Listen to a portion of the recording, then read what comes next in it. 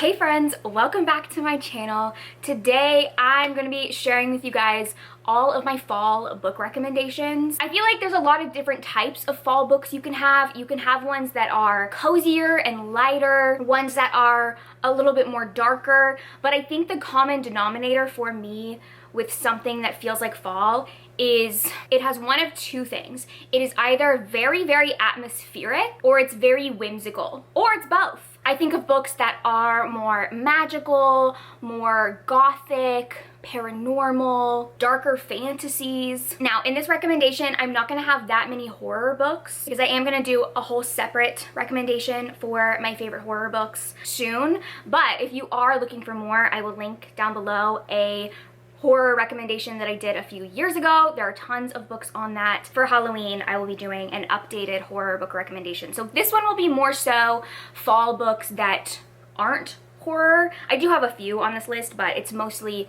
other genres. To start, I have a few authors who their writing to me feels like fall. Maybe not each individual book, but overall, these authors are ones that when I think of fall, I immediately think of their books. Number one is Ava Reid. I have been loving her books this year. She is definitely becoming a favorite author of mine, and her writing to me is so atmospheric. The settings in her books really become like a main character. Firstly being The Wolf and the Woodsman. Now, this one does kind of take place more like in the winter, but it feels like it has fall energy, if that makes sense. This one is a fantasy book about a girl who is a pagan and she is chosen to be this year's sacrifice to the king. So she has to travel to the palace, and to get there they have to go through this very haunted, dark forest where there's all these creatures, and not everyone survives the journey. If you enjoy true enemies to lovers, you will eat this up. They're actually enemies multiple times in this book. They try to kill each other, but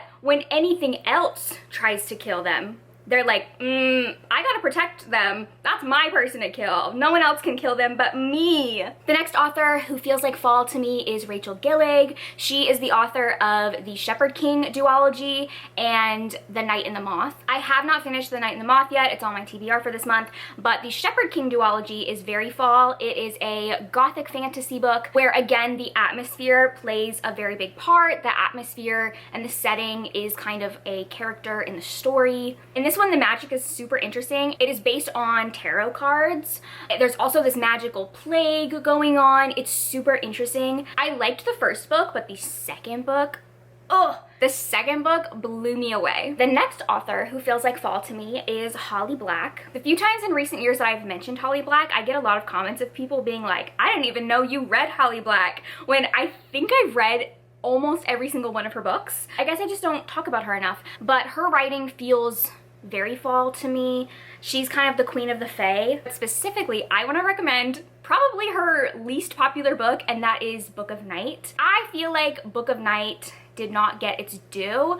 Book of Night was so good, but it's very different from a lot of her other books. The second book is about to come out very soon, so I kind of want to do a reread of it. But I did also read her entire Folk of Air series, and I really enjoyed that. The next author who feels like fall is none other than my beloved T. Kingfisher. Each individual one of her books, I think you can make an argument about all the seasons. Like, I feel like Sword Heart is summer. She has a few books that feel like winter to me, but overall, she is a fall author for the sole reason that every single one of her books, even the horror books, have whimsy. They are all whimsical. I dare you to find me a T. Kingfisher book that is not full of whimsy. It cannot be done. I feel like there's something for everybody. She writes the widest range of books I've ever seen an author do. She writes middle grade, YA, adult, fantasy romance, horror. If you're looking for a horror book, my favorite is The Hollow Places. If you're looking for a fantasy romance, my favorite is Sword Heart.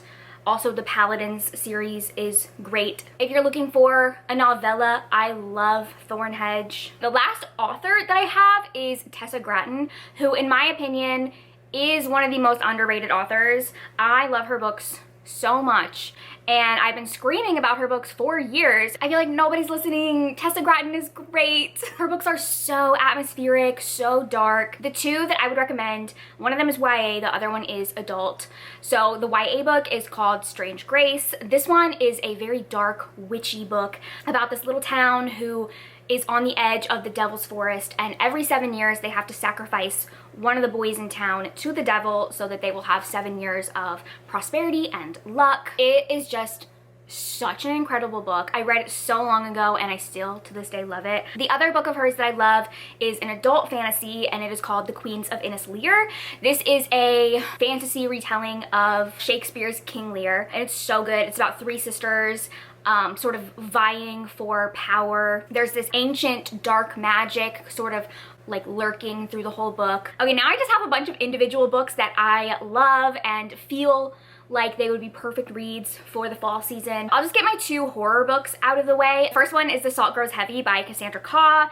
This is a little novella. It's so short, but I love it so much. The premise is pretty crazy. Essentially kind of like a reworking of The Little Mermaid, like the original story of it, where the main character is a mermaid who has had her tongue cut off and she wants revenge. So her mermaid daughters basically start an apocalypse, cannibalize everybody. They're just chowing down. The world has ended. And that's how the book opens up. And the main character comes across this plague doctor, and they decide to go on a quest together in this dark forest where they come across these very creepy doctors and all of these little kids, and the kids are worshiping the doctors like they're gods. I have always described this book as feeling like a darker adult version of Over the Garden Wall. Just while I was reading it, it gave me the vibes of an Over the Garden Wall episode. I loved it a lot. There's also a little romance in it that I adored. The other horror book,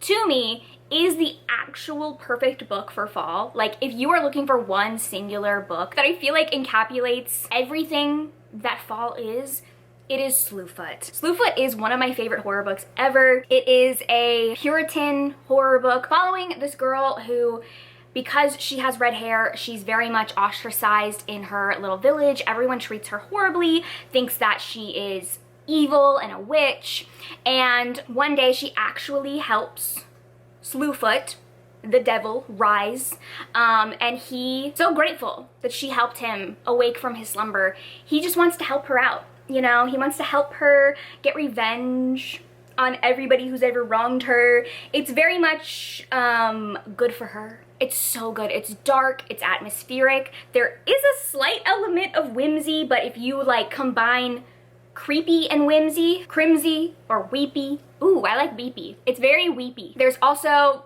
slight romance tones to it. This is the book that proves to me anything can be a romance if you try hard enough.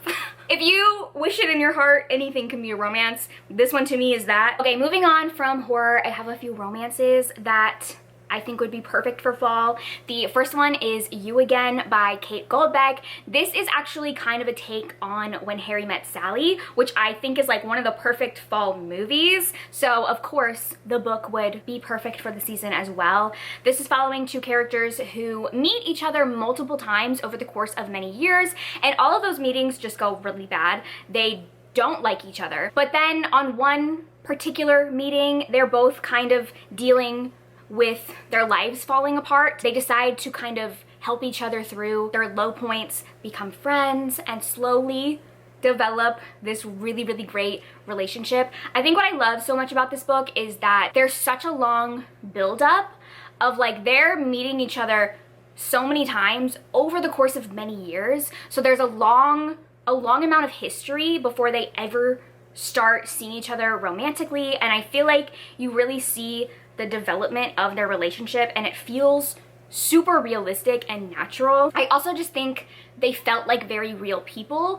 They had problems, they had issues, they were messy, but I loved it. This book just felt like all of those 90s rom-coms. The next one is Bride by Ali Hazelwood. This is a paranormal romance that also gave me very nostalgic feelings to like a lot of the old school paranormal romances. I'm sure you guys know what this book is. It's so popular, but in case you're the one person who doesn't, it is a romance between a vampire and a werewolf who get married into this political alliance that is supposed to align the vampires and the werewolves and stop like a war from brewing. I did not expect to love this book as much as I did, but I loved it so much, and if you haven't already read it, now is the time to do it because the second book is coming out very soon. The next one that I would say is sort of verging on romance and cozy fantasy is Sangu Mandana's A Witch's Guide to Magical Innkeeping. I read this one very recently. It was so good. I would say it's more of a cozy fantasy with romance as opposed to being a romance book, but it's following this girl who was a witch, and when she was a teenager, her aunt died and she used magic to resurrect her, and that caused her to lose all of her magic. So now she's all grown up, she's running this magical inn with all these like quirky people living there, and all she wants is to get her magic back. And then this grumpy magical historian just happens to turn up, and maybe he has the key to her getting her magic back. It was so cute. I loved this entire cast of characters. I loved the romance. This one has a zombie chicken in it who definitely stole the show for me. I liked this one better than the first book. Also, I'm pretty sure you can just read them out of order if you have never read the first one. I think you can just go into this one. They don't really have a lot of overlapping other than just taking place in the same world. The next book is Don't Let the Forest In. This one is a YA book about these two best friends who go to this boarding school. One of them is an artist and draws all these like crazy creatures, and they discover that all of those creatures are actually coming to life and killing people. This book was crazy. It's so atmospheric, so dark. It is queer. It's very much like, are they best friends? Are they roommates? Are they in love? It kind of had like slight Raven Boy vibes. Not really in like the plot, but kind of the characters and like just the vibe, the tone of the book really felt like Raven Boys. The next book I would recommend actually is a trilogy, and that is The Strange Case of the Alchemist's Daughter. This whole trilogy is following the daughters of famous Gothic characters. So like you have the daughter of Jekyll from Jekyll and Hyde, and the daughter of Dr. Moreau, and Frankenstein, and like all of those classic characters. And basically they're coming together to create their own little like investigation of some murders that have happened. This series is so fun. Just like all of the callbacks to basically any Gothic classic you can think of. Sherlock Holmes, Dracula, Carmilla. It is just so fun, and I love this group of girls. So if you like books that take place in like that Gothic Victorian setting, murder mysteries, girl gang, I highly recommend this series. Speaking classic Gothic literature, I have to recommend Our Hideous Progeny. This is a retelling, reimagining, sequel to Frankenstein. Basically, you're following Dr. Frankenstein's niece. She finds her uncle's journals where he talks about like reanimation. Her passion in life is dinosaurs. So she really wants to reanimate some dinosaurs, bring them back. So this very much is like if you combine Frankenstein and Jurassic Park. What could go wrong? It also has a sapphic romance in it. I really loved it. Again, if you like this Victorian setting, this book was very fun. The next one is a very recent read, and that is the Vera Wong series. I love this series. The first book is called Vera Wong's Unsolicited Advice for Murderers. Essentially, it's about this old woman, Vera Wong, who owns a tea shop. She's very lonely, and one day she goes downstairs to her tea shop, and right there in the middle of the floor is a dead body. And she goes, I've watched a lot of CSI. I'm gonna draw an outline around the body to help the police out. Also, what is this flash drive that just fell out of this dead man's pocket? I'm gonna take that. Keep it. The police show up, and she's not happy. She's not happy with how they're conducting this investigation. She tells them, you're doing it all wrong. I'll do it for you. So she starts to investigate the murder. To do that, she befriends all of her potential suspects. And it is just so funny because throughout the book, she'll be like, oh, I love you. You're becoming my family. I think you're so great, but you could be a murderer. I think you might be a murderer, but it's okay, I like you. She's just so funny. I love her so much. And these are the first cozy mysteries I've read where I feel like They're equally cozy and quirky and cute, but also the mysteries are really good. And Vera Wong really is just becoming one of my favorite characters. Next, I finally have a vampire book on this list, and that is Thirst. This is a vampire story that's following two women across centuries, across continents.